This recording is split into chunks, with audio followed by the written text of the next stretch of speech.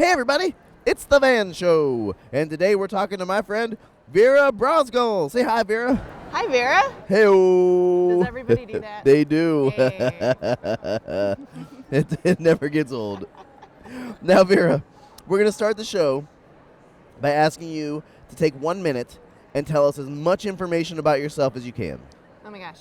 Do you think you can do that? Is there a clock? Is there Yes, a there is. countdown that I look at? I'm gonna put. Hold on. I'm gonna watch it when the hand comes around on my watch. Is it? Oh yeah, I see it. There it is. Yes, Okay. I can see it and go. too. Okay.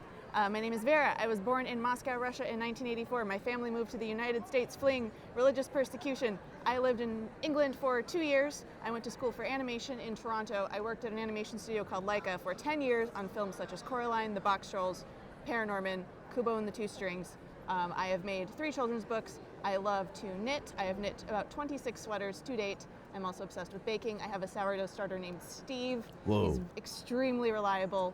I don't know that I have any more data about myself. I have a dog named Omar. Ooh. He is 3. He weighs 9 pounds. He has a snaggletooth. He's the best person I've ever met. You also said you worked for an animation studio. That they do stop motion animation. Is that right? They do, yeah. Good job knowing that. Well, I've seen a few of those films. They are pretty spectacular. They are also puppets, but they're a different kind of puppet. That's right. They're not fluffy. Yeah, when I saw the making of Kubo, I was surprised at how large those things were. The puppets or the Yeah, puppets? the giant skeleton thing is like That. was like huge. I think that's the record-setting puppet. It is pretty ridiculous. They can only build half of it at a time.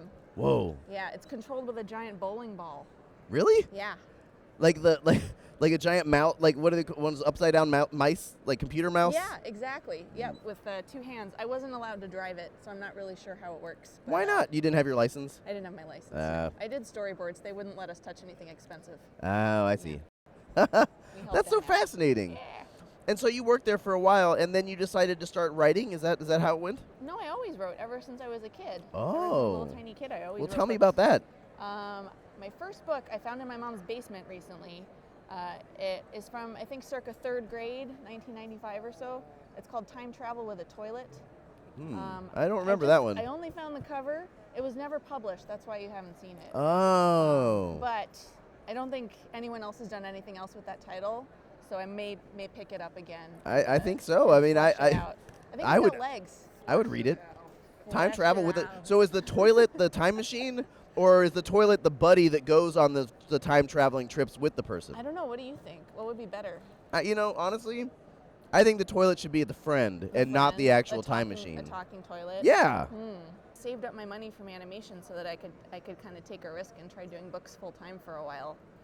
So it was really scary for me because I liked my job a lot in animation. I worked with really, really cool people, and making books is very lonely. I'm sure you've learned this talking to other authors. Oh, yes. We're just sitting in a room with our chihuahuas in our pajamas, which sounds pretty good, but it gets old. Yeah, I've heard there's a lot of weeping involved A too. lot of weeping, a lot of eating, a lot of Yeah. emotional eating. Yeah, so it took a while. I needed my training wheels, but yeah, it's been good. So you saved up your money and you said to like I love you guys, but I'm gonna take Peace. some time, Yeah. because I want to do some writing. Yeah, and that's when I got a dog and I got Steve, so I've procured my own friends There you go. to combat the loneliness. That's right. You don't need a talking toilet. You've got a yeast in a jar and a dog, Yep. and all these little acorns. Yeah, I've got my new friends. These guys. Now these are the little have guys. been Is that keeping right? Me company. These are the little guys. Yeah, I Well- found them in the woods. Yeah? Yeah, they don't really like bright lights, so they're not moving around too much. Yeah.